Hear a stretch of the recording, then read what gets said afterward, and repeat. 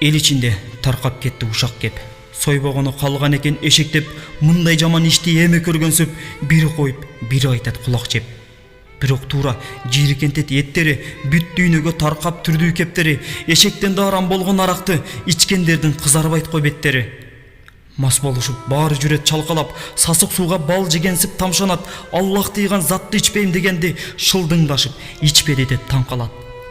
Бул абалга элдер көңүл бурбады, бири-бирине каалоо айтып жыргады, мусулмандар арак сатып жатат деп уу-чуу түшүп, эч ким муну тыйбады. Эшекке баары болду дүрбөлөң, мусулманга жарашпайт деп сүйлөгөн, болуп жатат мындан да арам иш, 2 жаштын молдосу жок үйлөгөн.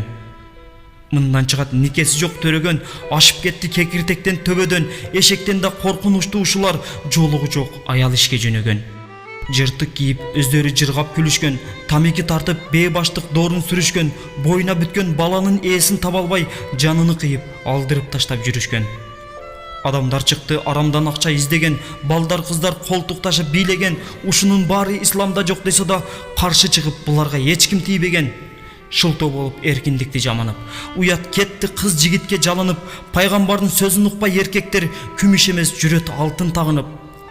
Мусулманмын деп коюшуп баардыгы, айрымдары келме билбей калдыбы, неге элдер намаз билбей жүрөт деп кимдир бирөө бизге суроо салдыбы? Жок буга эч ким суроо салган жок, эң көйгөйлүү тема кылып алган жок. Мусулмандар динин билбей жатат деп топтолушуп мечиттерге барган жок. Эмне үчүн чындык жерге катылат, ак шартынан ыйман намыс сатылат, эгер азыр баш ийбесек Кудайга, эшектин эти дүкөндөрдө сатылат. Ит үрсө да кербен жүрөт дегендей, жаман айтса жөн кое бер теңелбей, жашырынып гыйбат кылган инсандар эшек эмес, адамдын этин жегендей.